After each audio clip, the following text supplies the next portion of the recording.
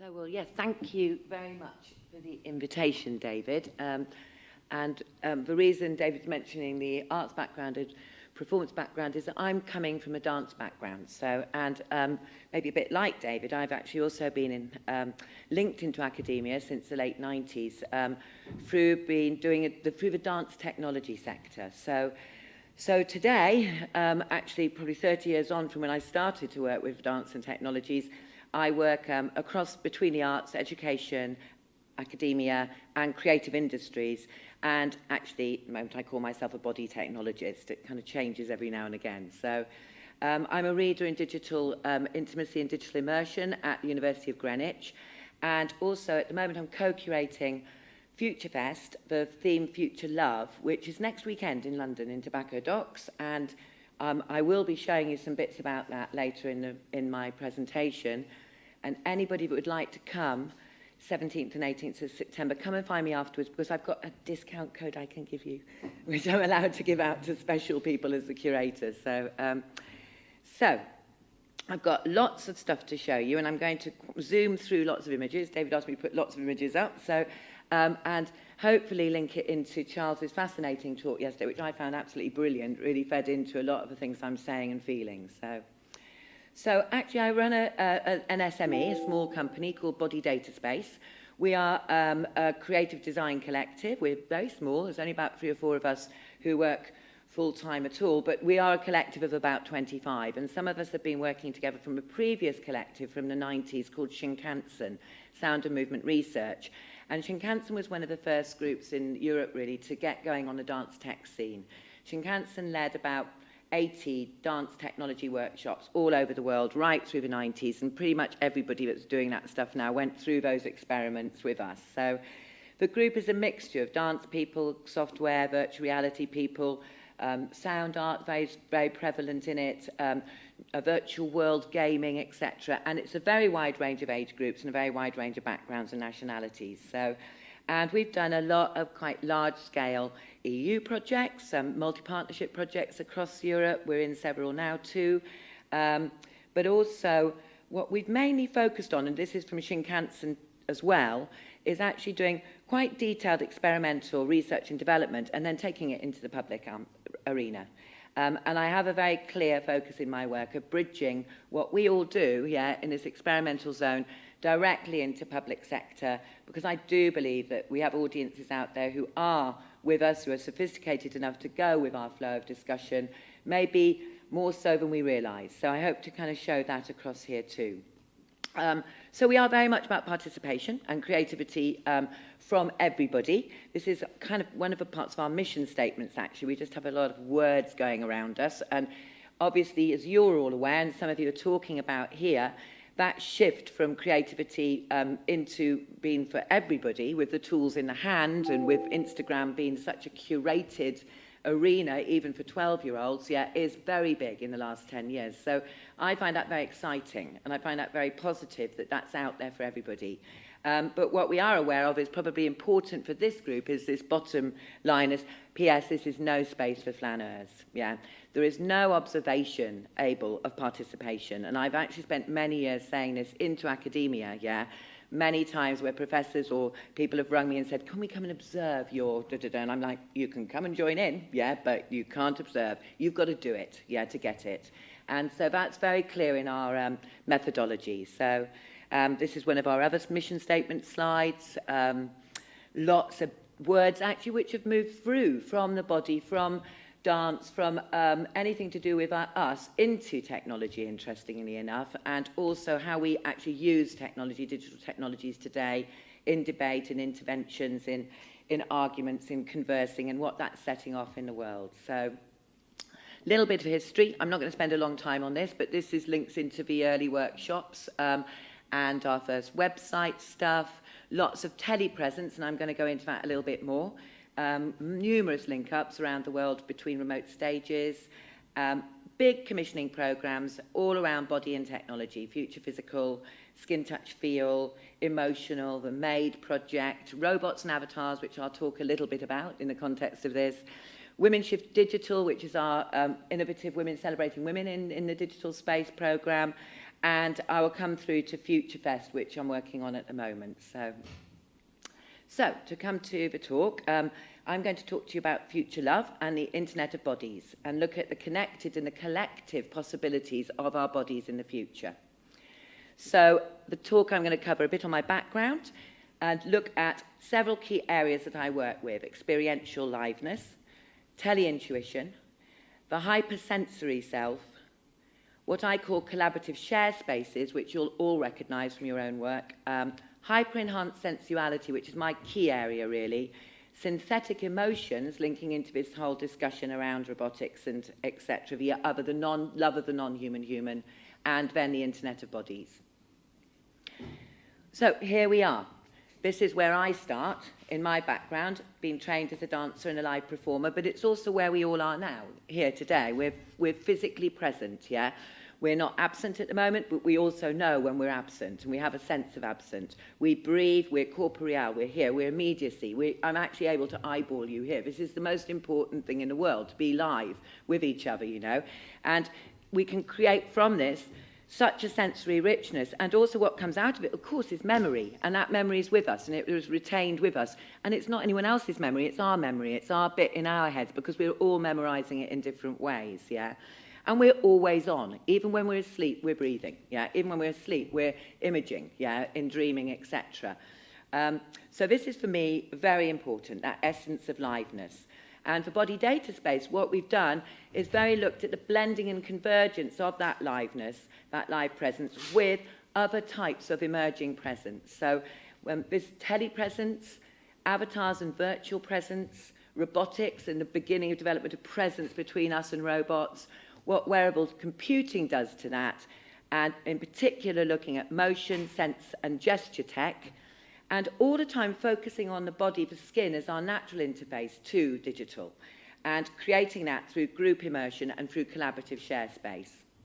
So telepresence has been one of my key areas. I've been working on telepresence and remote stage connection since the early 90s, when I had a bit of a woo, working with digital video in the late 80s with American dance groups as a young dancer, and I just got, wow, this is fascinating.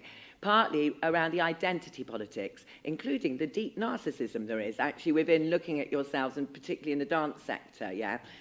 But I actually got to start to use it really in the basis of looking at cultural exchange and cultural connectivity, and a lot of my work has reached out through that. That's why we do big EU projects. We've linked up groups all over the world. So, have I gone backwards there? So looking at those projects, and through my work with Middlesex University, actually, from '99, these are the research questions that I had in place for several of these larger scale telepresence projects. So I'm not going to read all those out, but they're quite old now, but actually I think we were going in the right direction from quite early on, and particularly looking at identity and presence in relationship to this, and then in robots and avatars starting to look at distributed identity and what that means, and I'm going to go back into that a bit more. So, and I'm sure that all of you have got something in your own work that links into this. So here we are, telepresence through full-bodied connectivity. So real time, linking up. Now it's Skype. Yeah, in '92 we were doing it on actually most of the time with BNC cabling between rooms, and then into early ISDN with a lot of latency, counting the differences between stuff, working from London to Helsinki, London, Kyoto, London into Arizona, crazy experiments, mainly from the ICA in London, we were doing this work, and from clubs and youth centres. And this is a series of works called Skin Touch Feel, which are actually, some of these are in an exhibition in Brighton at the moment called Technology is Not Neutral, which is about digital women's work, digital women's artists' work. So this is a typical remote stage picture. So videos pick up one end and obviously project them the other end. So we all know this today. This is Skype, but it's full-bodied Skype, yeah? And there's nothing on the body. We're not attaching anything. It's free movement of the dancer, of the body within these spaces. And obviously the complexity is the relativities made at both ends. The choreographies are complex. They go from total improvisation to highly structured scoring and notations, and that's fascinating in itself. So it's more like live TV, of course. You've got cameras around you. If it's more like television studios, probably this lab would be brilliant for it all, and I'm sure you've been doing some. A lot of what we looked at was virtual touch. Of course, you can't touch, but we're looking at the essence of touch and how we reach out beyond ourselves with our energies to reach and touch each other. A lot of playing with different aspects of how we deal with the body, but this we call macro-micro, with a larger ear, and a clear methodology of weaving, of plaiting, so a simultaneous weave of the technology, the body, the living body, and the content we were creating. And that being really simultaneous, having to keep all three going at the same time, because as everyone knows, if you're braiding your hair or making a rope, if you let one bit fall to the side or one bit goes ahead of it, you don't get the strong braid or rope, yeah? And it's very obvious, things just start to fall apart. So this has been our clear message across this. So another macro-micro, this is a Lisbon-London image. This one's in the exhibition, actually. And this is actually in London between clubs where we're layering skin on skin on skin, trying to get to a kind of intimacy feel, a depth of touch and feel within these visual and video works. And of course, these are also going out live on the web in the mix that they are. So there's often 3 or 4 outputs, maybe 2 stages or 3 stages, and then the mix going as a live stream too. So different audiences, distribution to different places. So here we are working with very simple streaming. This is when FaceTime started. So Vesna here is actually working with her own self on stage into the FaceTime arena at Connecticut Art Fair and at Cynet Art in Dresden, Keebler in Maribor. And here, again, the same piece at Connecticut Art Fair, working with her own body actually into this. So here we are looking at navigation and touch, navigation and orientation, big part of it, virtual intimacy, virtual touch, and tele-intuition within this work. 12 years of work on this, actually, a lot of writing too, but mainly practice-based outputs, hundreds of connected events and workshops. So a lot with young people too, into these EU projects, linking up people. This one on the top here is Romania, actually, Romanian link to, from Cluj to London, yeah. So, and from New York to London on the bottom right, actually. So, going on a bit into more curatorial programs, 2 big programs that I've done in my work which relate to this conference are Future Physical, which was in 2002 to 4, where we did a large program of work across really an 8-month period in East England, which looked at 4 key areas: wearable computing, biotech, ecotech, and responsive environments. And then Robots and Avatars, a more recent EU program that we've done with Nesta, which is exploring how young people will work and play with new representational forms of themselves, yeah, work and play, yeah, and in that virtual physical life across the next 10 to 15 years. So these are large programs with commissions, with open calls for exhibitions, which tour. This Robots and Avatars was at FACT. It had 20,000 visitors across 6 weeks. And they also have a lot of expert group gatherings and conferences. There's a lot of write-ups and reports, etc., that go into educational materials. So they're multi-layered programs of work between multiple partners. So this is one of the commissions from Future Physical in 2002 to 4 with Susan Cazell and Tekla Shripost, which was an early connected heartbeat piece, heartbeat and breath, where you, through your heartbeat and breath, you made your own visuals and sound around you, but you could also click into the people around you and actually join your stuff up. So here's 3 of them with their joint sound and visuals working around them, projected around them. This is another one from Future Physical, a very big immersive environment, motion sensor, where you actually went into this circus space and you went up on the circus things, but your costume was covered in different sensors, which again changed the sound and visuals around you. So the body creating the data in the space. And in virtual worlds like Second Life, where we've done a lot with avatar creation, avatar live showing work, but also in this piece, being able to visit through telepresence into this beautiful island, made by students actually from Liverpool and Maribor, etc., in a big project. And also tweet in flowers and butterflies, and they kind of grow in front of you. So it's kind of putting presence into these virtual worlds, creating the virtual physical interface for real. So actually, that one's in twice, so we'll leave that one. Right. So moving on to today, this is what I work with. I work on the hypersensory self. So this diagram, and there's a few like this you'll see coming up, is really about the transmission from our bodies and the reception back. Basically, in today's world, we can and do transmit and receive data which relates to all of these things about our bodies, yeah? obviously audiovisual, yeah? And actually most of us, in your mobile, you've got half of these things, yeah? You've got audiovisual, you've got your proximity, you've got some gesture interaction and touch stuff, yeah? We're using, obviously, facial recognition a lot more. At airports, eye recognition, etc. And we've got a development around the whole thing of biofeedback through our Fitbits, etc., that are going on us. So the wearable scene is starting to do this. It's taking data from us, pushing it out. We can either use it in the form we want to get information about ourselves, or we can receive it back as other kinds of data. Yeah? And actually, in this one, I'm going to talk more about the developments of parts of the things around here, which are still coming as such to us. So in this, and I wanted for this conference to particularly talk about this, what I talk about as collective network collaboration. And this is very much about how we work collectively in a joint space which occurs around this data that we're transmitting.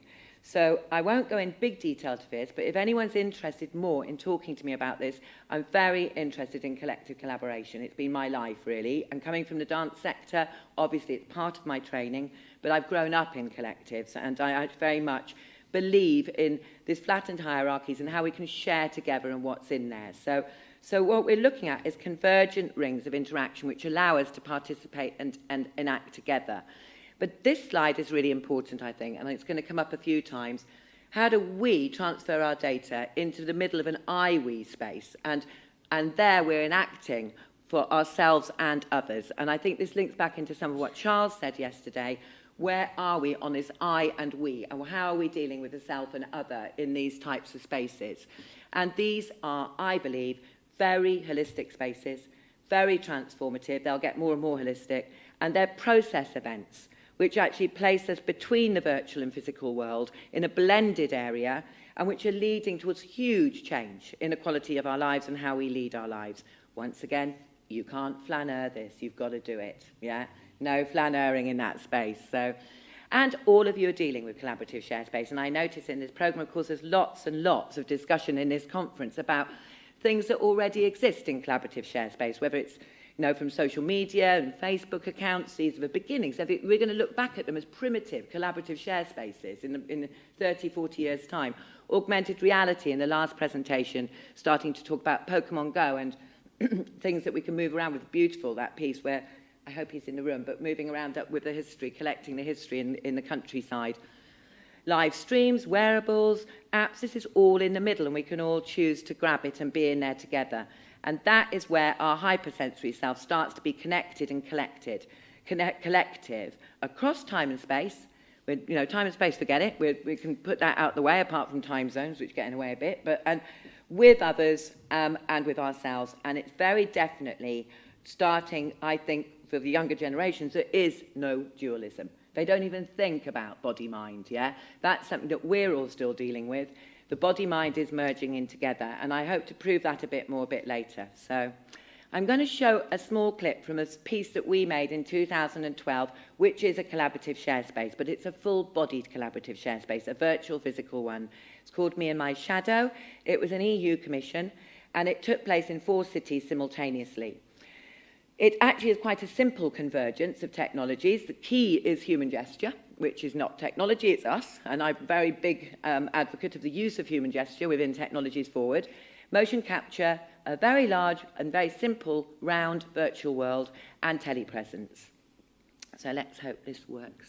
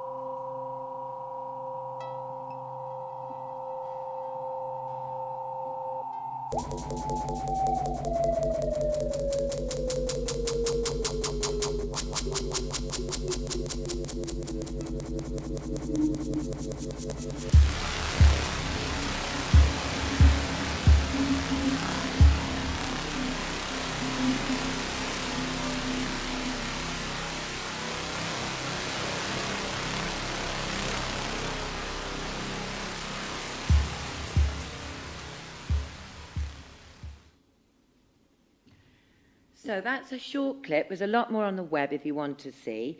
But it was a very interesting piece of work to work on. We had it in the National Theatre foyer during the Olympic Games, so when they had loads of different things on for people to try out. And it was also in Istanbul, in Brussels, and in Paris, with the same setup. The limitations of it, of course, it's a black box that you go into, yeah? However, you have put nothing on your body. Your body is completely free.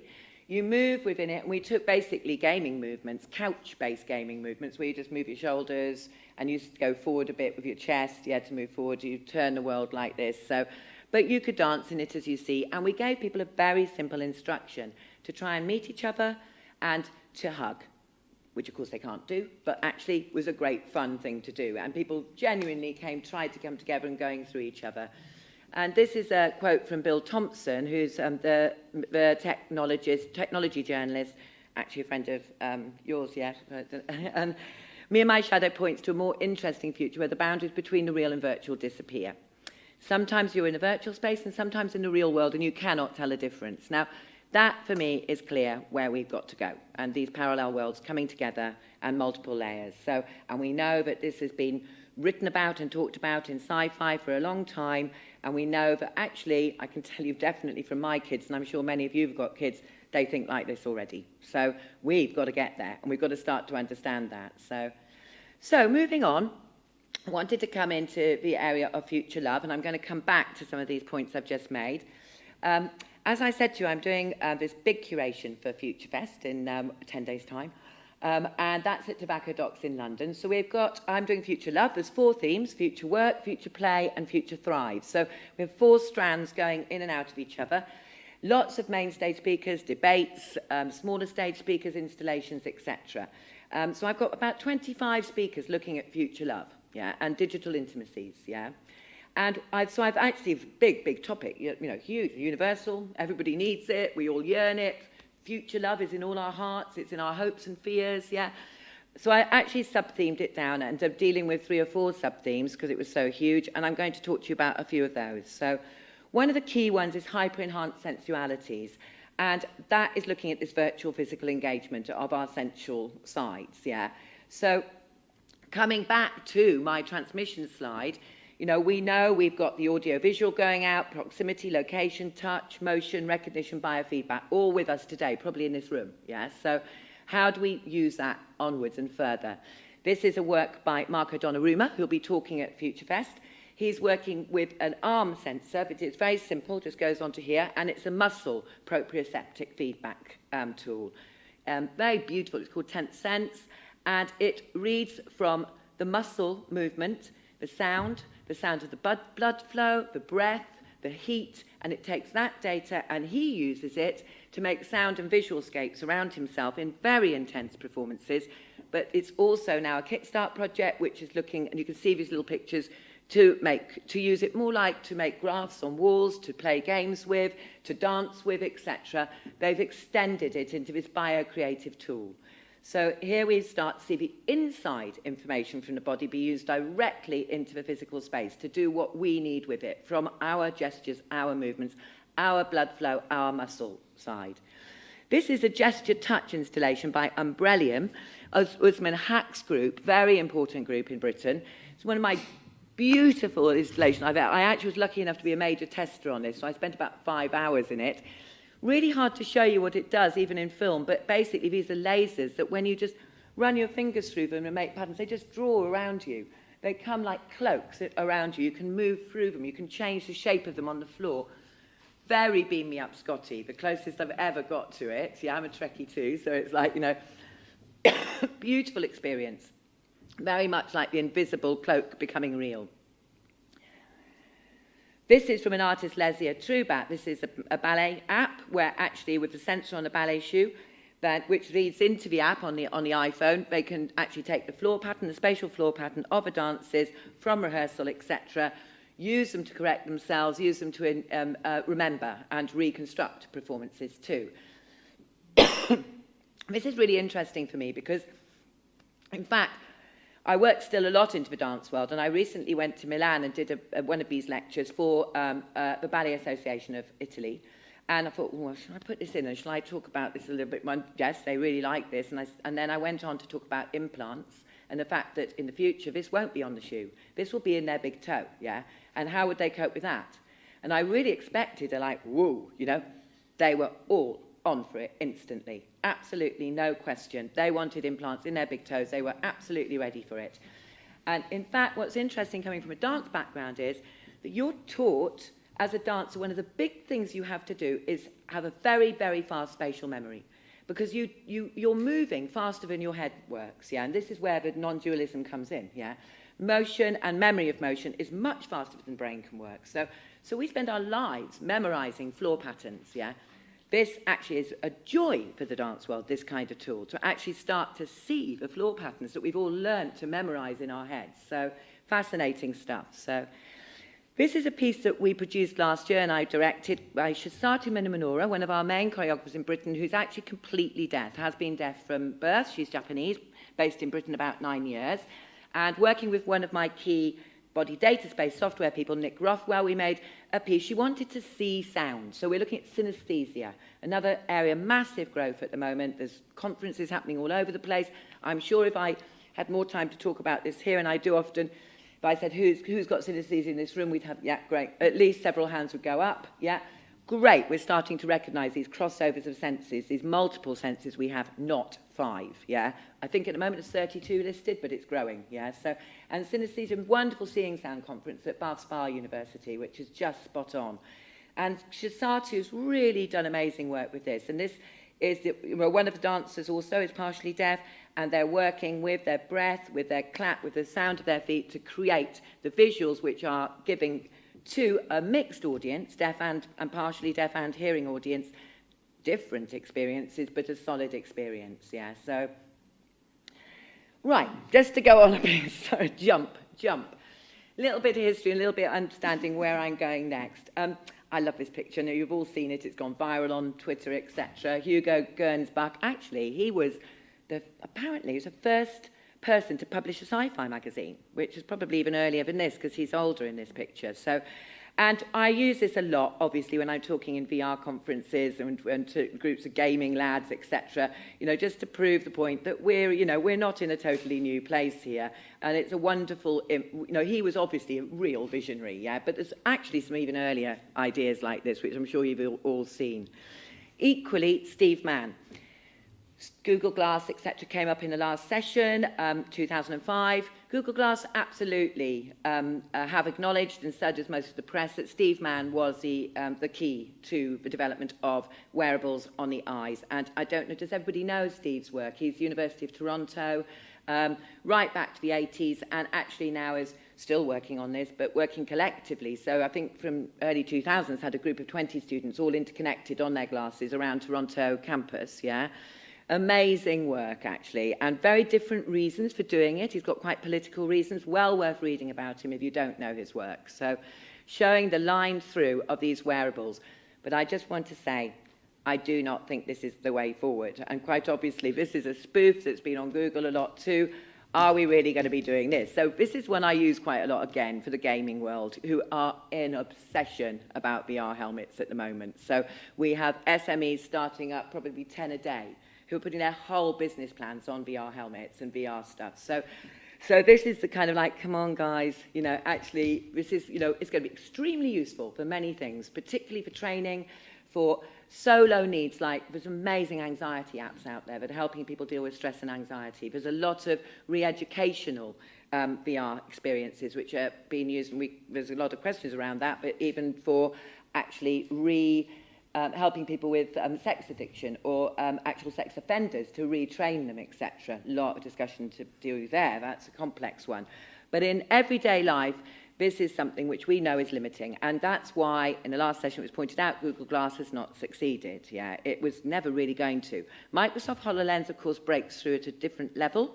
But augmented reality, which is amazing, has still got a long way to go. But we're on our way to it, yeah. So going on to the next layer of the hypersensory, which I pulled off that initial multiple slide, these are the things that are still coming, but they're well on their way. At FutureFest, one of the curators, Dr. Morgana Gay, is looking at Future Thrive, and she will there's a lot of discussion at FutureFest around taste and smell. We've got perfumers in from all over the world. We've got some amazing food experts and dining out experts, including Oliver Payton, talking about the future of dining, the future of smell, the future of taste. Wow, I tell you, there's some amazing stuff. And this isn't my expert area, so I need to point you towards that site and look up the Future Thrive stuff. But the other ones I am dealing with, gaze tech, caress tech, haptic and tactile, proximity, of course, and biofeedback. And I think that particularly this touch-feel sense of the end of our fingers and of our skin is really, really important. And there is still a long way to go. This is a very complex sense, yeah? When you're touching, when you're feeling what you get back from you, the energies that pass through bodies, looking at and going back to actually Charles's points on good sex and complete sex, yeah? Actually, what is the difference between these energies that happen, and how, when is it that respect comes into play? When is it that actually those amazing energies come into play to make it complete rather than just good, yeah? How do we start to deal with this in virtual physical space? Obviously, not through being in a VR helmet next to a partner or at a distance from a partner in a VR helmet with a connected dildo and a connected masturbator on. Yeah, it's not going to be it. Yeah. So that's why I'm going to come back to collaborative share spaces, and spaces like Me and My Shadow that I showed you will be a very primitive example of it. How do we get to the emotions? How do we go into beyond the typical sense that we know, but actually start to look at what love is, what intimacy is, how it's developed within this collaborative share space? How do we know in the future the data transfer, the energy transfers that are going to be needed for compassion, for empathy? Now, empathy is the word that is coming out a lot into this sector, yeah? And that's when we talked about on Sky yesterday. That's what's coming up all over the place. Digital empathy, digital intimacies, yeah? This is the discussion for the future. And David, you said it in your introduction, a shift towards the personal, towards the body, yeah? So, again, participation is key. I mean, that's understating it, really, isn't it? You know, you can't do it without participating. You can't get it, yeah? And content is key.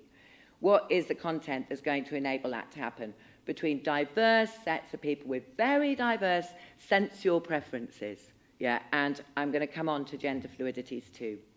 So, next section, synthetic emotions. This is another area in Future Fest in my curation. We've got several speakers talking from the robotics side. We've got So Young Ro from the Nabi Centre in Seoul talking about the empathetic robotic work they've been doing with social robots into large groups of public, actually, in Seoul. And her visions of AI and humanity, which actually hold empathy into humanity very strongly, actually. So, and we've got a panel looking at synthetic emotions with Trudy Barber, who's the cyber sex expert from, oh my gosh, Portsmouth University? Oh, I'm going to get universities wrong, I better not say them.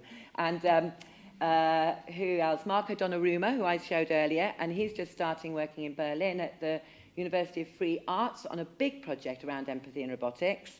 2-year big. He's going to be working directly with robot and developing together empathy side.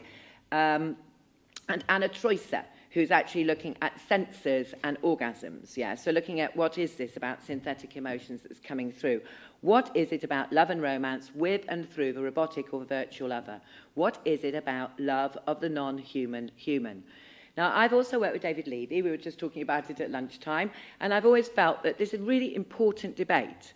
Actually, you know, it was said yesterday by Charles, there's many reasons why people can't be physical.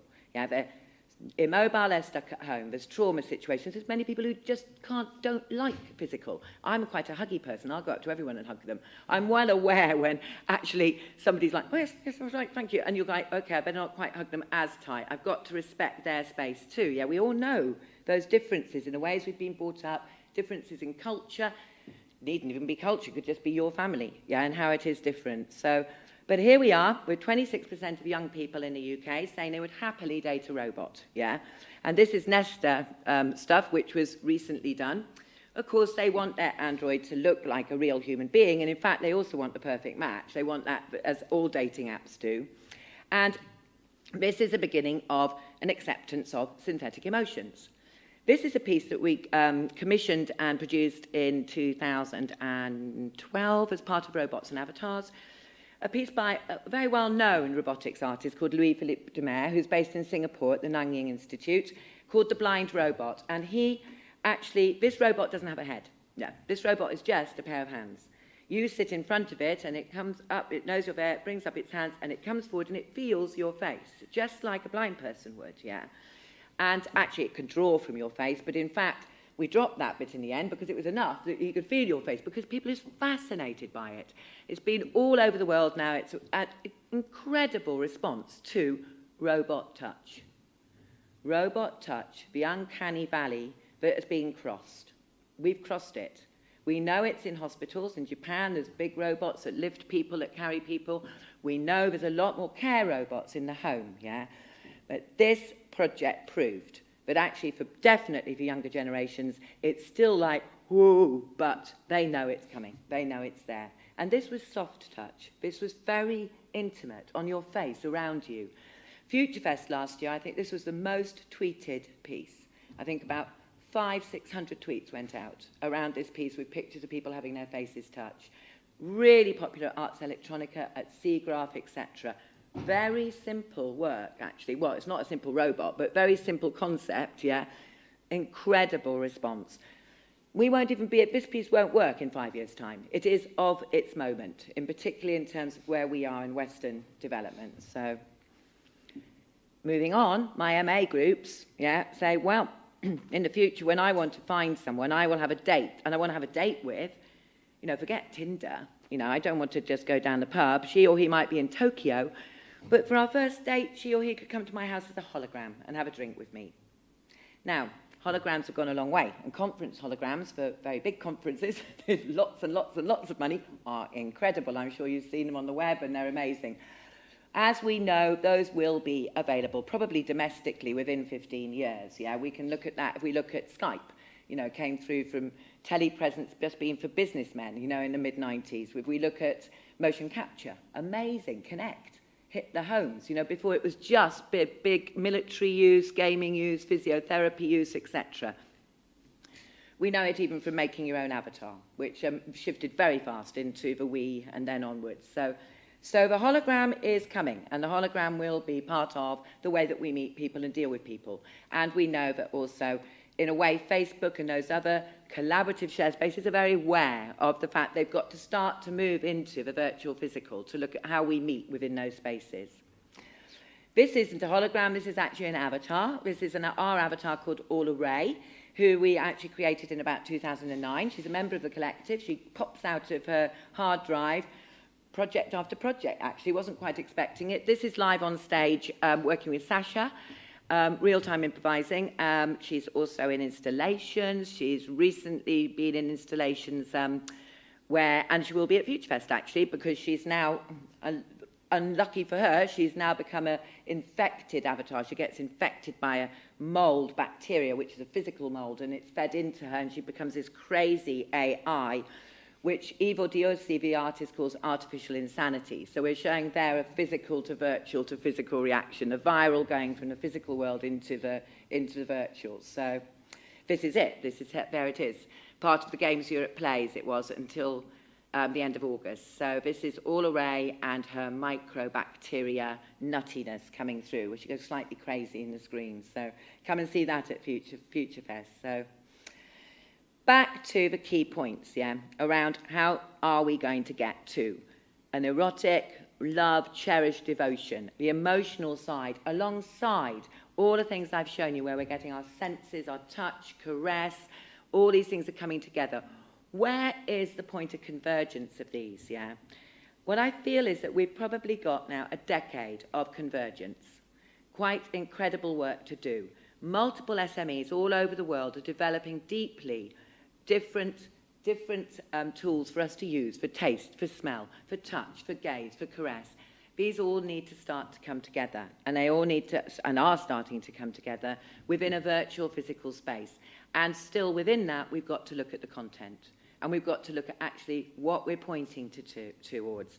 What kinds of love, what kinds of tenderness, or are we looking, you know, how do we stop this going down the normal line, down the traditional line, which VR has, unfortunately. 70% of virtual reality, which is around sensuality, is actually just a direct feed of traditional male heterosexual porn into VR helmets. Yeah. So how do we actually How do we actually make that change? We've got a chance now for the content in these worlds to really change, to actually reflect all our needs, to reflect a very diverse range of cultures, to reflect women's needs as well as men, to actually break down the gender polarizations, to actually start to react to what we need, what we want the world to be in terms of love and cherishing and affection.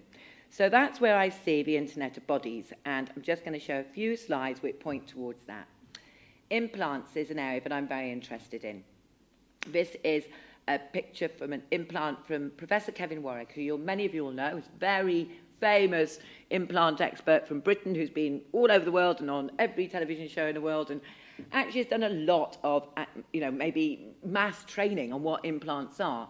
And this shows on a 5p piece, which it shouldn't be, I should put it on a euro really, shouldn't we? Which is very small, actually how tiny this is, with 100 electrode implants. Here is Kevin with his wife. They are connected through implants. They both have implants in their arms, and they use those to connect to each other through his computer system in relationship to their home systems and their work systems. Yeah. What that team does know now, and many other teams, is that implants are good inside our bodies in many places. In fact, of course, we all know that since Donna Haraway's cyborg body, with that amazing illustration at the beginning of that, where I think she points out about 10 implants, we probably now, in medical terms, there's easily 200 implants that are used within the body. From very simple ones, very repetitive ones like the pacemaker, through to more complex ones like deep brain simulation ones for people with motor neuron diseases and Parkinson's, yeah. And these teams know that we can cope, our bodies can cope with them, even our teeth. You know, I've got one here, implant, I need another one. And platinum, iridium, silicon, gold, these are all materials that are good within the body. So one of the key things that's happening in a moment is that actually there's implant parties happening across Europe. And actually, all of your countries, you'll find somebody, some alternative young group doing implant parties. Grain of rice size, tiny little grains of rice, which are actually, by tattooists, they're put into the fingertips or into this part of the hand often. Yeah, this bit between the thumb here. Yeah, and there's a group coming to Future Fest from Sweden. And Hannes runs a group called Bionifiken in Stockholm. They're in the main incubator in Stockholm. They're an association of implant education, and we are going to have live implants on stage of Jeff Mulgan, the director of Nesta, in fact, is going to be implanted on stage. And equally alongside him, Dr. Phoebe Moore from Middlesex University will be talking about the ethics and the issues of implanting humans, particularly workplace implants. There's 7 or 8 companies in Denmark and the Netherlands who now, small companies, but where all employees are implanted. They open the door to get in. They clock in with it. They use it to get into the gym. They use it to use a health food bar. They obviously, in factories, many people have got sensors in their clothes, which says exactly what motions they did and how many things they packed that day. So Phoebe's going to talk about that side of it. The positives and negatives of a company knowing everything about you. You know, how often did you use the health bar? Yeah, well, we did notice you only use the salad bar, once or twice, and all those things affecting your health package, affecting your pension, complex stuff. But in this case, what we're talking about here is connected bodies, and Kevin and his wife moving through life together with connectivity between them, yeah, obviously for practical things. And what we'll be showing at Future Fest is actually the implant that you can open your phone with, that is instead of everything in your bag. You don't need your Oyster card, your credit card, your key fob, gets rid of a lot, actually, may be quite useful, yeah, so, but a lot of discussion to be had there. Obviously, there are many other going inside the body things. Some of these particularly, we will be talking about contact lenses. The Henri Olifers from Bossa Studios, one of the advanced game studios in London, is going to go beyond the HoloLens into the contact lens side of gaming, which will come through, not so long, probably 10 years or so, if not less. And also, we know there's the brain side going, and the EG side, which, of course, if you look at this one here, this could easily be inside the brain. Yeah, this is just, you just drop it into the skin, into the brain skull. So we're moving very fast towards personal choice, of course, but the people that are not bothered by implanting, and it's all done by tattooists, by the way, so anyone who's got a tattoo is not going to be that bothered by it, yeah, have that choice to go towards being a semi-cyborg at this point. And this is going to happen very fast around us. So chips in the arm, regular implants for cochlear aids, we know, for hearing, etc. This is very important, yeah. obviously pacemakers, and here I've got a picture of Stellark, who you'll all know, and obviously there's several other artists who have really, really pushed this edge, or like Orlan with changes to her body, etc., across the years. This is Stellark's ear attached to his arm, and which will ultimately he will be able to talk into and hear from. So very interesting experiments happening on body implants. Quick slide in about gestures, because I'm obsessed with them. Implants and gestures, we've got it. Yeah, implants in our bodies, we want to do that. I want to open this, I need this to happen, I want this to come up here. We don't need wearables. We don't need VR hats. We don't need these things around our eyes. We can be our natural, living, emotional bodies as we are. We can dance like we normally dance and dance like nobody's watching.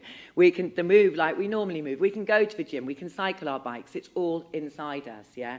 So I think we need to look at gesture systems, and there are hundreds of them.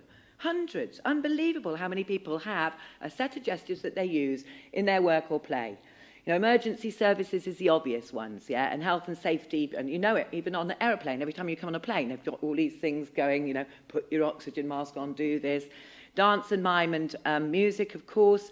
Sports. I didn't even realise how many gestures referees and stuff had until I talked about it with my husband. He's like, well, that's what he's doing. He's doing this and this. You know, all the sports have got different gestural systems. So gaming is gathering gestures around them. So really keep an eye on gestures. I've got a whole presentation on this, and I must skip through this to get to the end of what I want to say, but it's a really interesting area. Programmable chemical gels. Robots now are going to have their joints gel-like with a fluid in them, which is programmable, yeah? And this has actually been developed in Japan, so I can look at Japanese colleagues here. I think it's Waseda University. And, of course, these gels can be used as silica-based. They can be used in robotic joints. They can also be used on the body. So you've got a whole potential internet happening there, from erogenous zone to erogenous zone, yeah? Another whole layer of things. We're putting things on the body, but which we're used to, you know, go into the body through the skin. So here we are in a new ecosystem, and it is really not yet fully built. This internet of bodies, this virtual physical blending, this convergence of multiple sense-enhancing tools. It's not understood by anyone yet. From big business, doesn't get it at all, I can tell you. I work a lot into corporates to the most radical innovators who are actually brilliant, but usually obsessed with one bit of it, yeah. It's new learning for us all, and it's very, very complex patterning of interactions between creative makers and creative users. And we've got to get the user interface from the beginning of the idea. So these layers and layers of non-linear story making, because it isn't our story, it has to be let go to the user, yeah? And they're interwoven journeys. This is what's going to create our virtual physical blended activities of the future. And so what we really need to know, and it's from conferences like this, is who we can collaborate with and how we enable those diverse range of resources and processes and investment, which is required for quality creation and dissemination. No point doing it badly. The kids don't want that. They're really sophisticated. They want it brilliant, yeah? And actually, it is into culture first, but into the whole digital scenario. And how can we get a win-win situation going for everybody involved, for both the creatives and the participants? And how do we make sure the content is diverse? So that's Future Fest coming up. I think I've said that enough, 17th and 18th. A little bit about a new piece we're doing there called Collective Reality, where actually you will go in with 150 people and create through generative programming, generative AI, the sound and images around you as you flock and move through it. So this is a group environment, immersive environment. And the collaborative share space starts to come to place. So I've talked about the convergence, I've talked about the quality connectivity that we need and the content that's needed in there. So that's back to that final diagram. So quick slide on shifting identities. Probably should do that in the questions, yeah, because I know it might come up, but I wanted to follow through on Charles. So good, thank you. Thanks very much, yeah.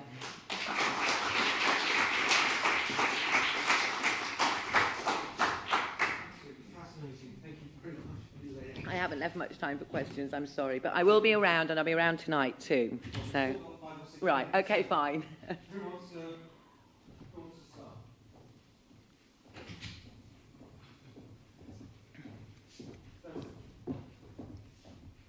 Take the microphone. I got this is not loud. That's fine. Okay. I just wanted to ask. So for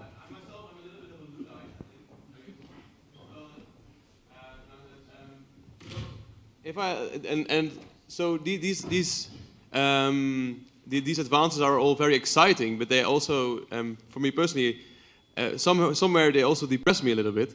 So I was wondering if you had to like express, maybe first of all, how we can manage these changes and how these changes can actually make us happier. Okay, so two questions really. So on the management side, it's partly why I do curation and why I actually work into quite large-scale environments with larger scale publics. I think it's really important that we get this debate into a bigger public. And in a way, sci-fi films, so I think I was saying this to someone before, sci-fi films and sci-fi books are very interesting because I think they create the utopias and dystopias, they put them out there. It's a bit like we're kind of testing our nightmares out through them. And my hope would be that through a mass public debate, through the film sector, through the book sector, through curations, through the development into bringing these ethics and behaviours debates into a much wider market, much wider consumer-led situation, that the products of the future will not be able to just be rather negative or lead towards negative outcomes because they won't get bought, because the public will be actually quite sorted on this. So I think we need to make sure that everybody has a say, particularly in the next 10 years, that this is right up front. In terms of meaning that it may not be positive, yeah, or it could be positive, yeah. You said it the other way around, didn't you? Yeah. How can I make this? So why would we be more happy? Well, I think we have to find out. What we're talking about is enhancement, and actually the body enhancement and the augmentation of the body. So actually, we've still got a lot to learn about that. But we do know that we don't use our brains fully. So for sure, we don't even use our senses or our bodies fully. And in fact, working with blind and deaf artists, I've learned so much about that, actually, how much there is that can be exchanged or shifted or extended in our spatial awareness, in our various other sense awarenesses. And Maria Oshudi from Extant Theatre will be talking with me at Future Fest. She's blind, but it's a blind and sight-impaired theatre company working with orientation technologies. I've learnt so much from her, just a different way of thinking about space and how she deals with that as a blind person and how she's using technologies to extend and enhance her experience of life. So if I take that into the sensuality scene, of course, we're talking about enhanced orgasms, that maybe we have no idea what that's like yet. Maybe there is so much more to come, and especially in a connected world. So people are laughing, but it's true, yes?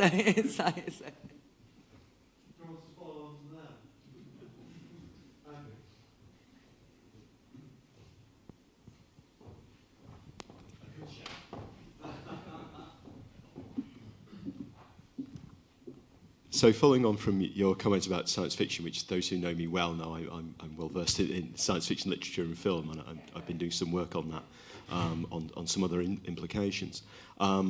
You said that the future of sex and love is not going to be people with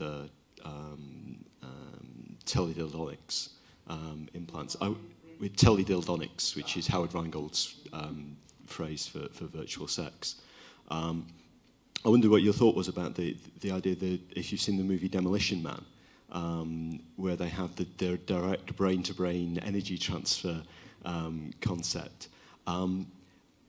Just that idea, is that something you think is at all feasible, given some of the directions that you're saying here? This idea that you're going to take the body out and it's going to be brain-to-brain, as it were. I'm not interested in getting rid of the whole body. I think what we need is both, yeah. So I've always hated the phrase disembodiment. I've always worked against it, actually. So, and the idea of a computer brain attached to, a computer and a brain attached and that being us is not of interest to me. I think the body's the most important thing we have. So, but I'm interested in the layers of that together.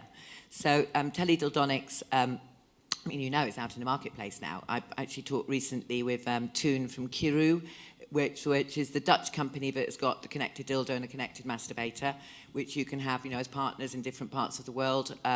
beautifully marketed in a very traditional way with a girl with, you know, red suspenders on the cover, you know. So this is really out there in the consumer marketplace now and selling. In terms of neural networks, I'm really interested in following that through. I'm not a scientist, so I don't keep my, you know, I just honestly say that straight out, but I actually hit something, is it Elon Musk, who's actually now really putting this forward from, and I think we'll see a lot more coming through on that.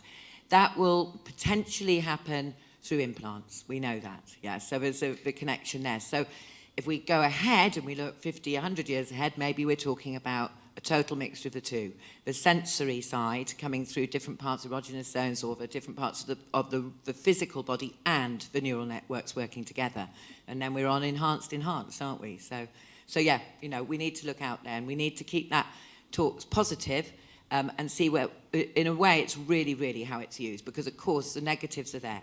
You can use, for example, sound.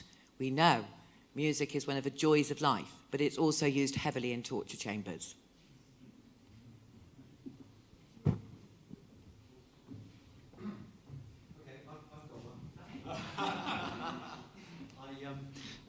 Back in the day, I interviewed Professor Norman in Utah, who made the Utah array, back in 2000. And I asked him about these kinds of things, you know, going into the brain, 100, and he said, oh yes, but there's 4 billion strands going up and down there, and the fact that we've got just 100 there, and even if it gets up to 64,000, we're still only ever going to get a tiny, tiny, tiny, tiny bit of the vast stream of stuff going up and down that brainstem. And so I pressed him about it. So eventually, when we've got some kind of connectivity between what we are able to pick up, which is a tiny skim off the top, and the machines that they may be able to make going, or make sort of control, what do you think we'll be able to get? And he was talking about paraplegics being able to organize mechanical things to be able to walk again, which I thought was absolutely amazing.